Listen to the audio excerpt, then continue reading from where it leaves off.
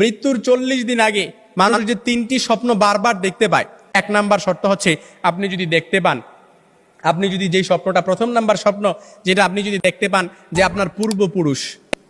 পূর্বপুরুষ আত্মীয় স্বজন যারা ইন্তেকাল করছে তারা আপনাকে ডাকতেছে,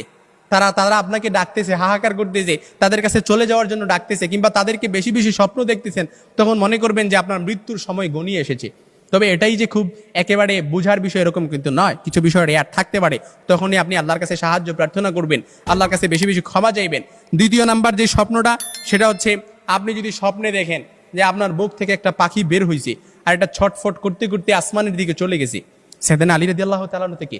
আসমানের দিকে চলে গেছে, তখন মনে করবেন যে আপনার মৃত্যুর সময় গনিয়ে এসেছে, আপনাকে ইঙ্গিত, এই স্বপ্নটা আপনাকে ইঙ্গিত বহন করতেছে। 3 নাম্বার যে স্বপ্নটা দেখবেন সেটা হচ্ছে আপনি যদি দেখেন ঘুমের মধ্যে আপনি এক দেশ থেকে অন্য দেশে দেশান্তরিত হচ্ছেন, এই স্বপ্নটা আপনি বারবার দেখতেছেন, এরকম